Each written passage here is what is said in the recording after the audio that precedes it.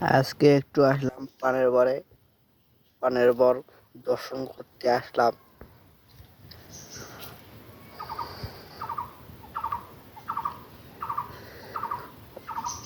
বিরাট বড় পানের বর, অনেক বড় পান।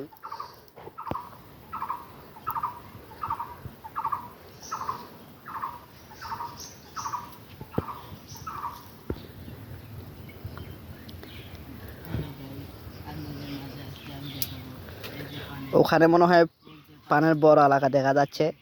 দেখি ওনার কাছে যাই একবার, দেখি উনি কি বলে। হ্যালো ভাই,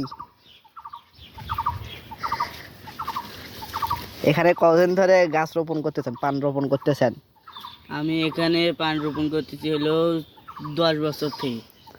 তো এখানে লাভজনক কিরকম হয় পানের?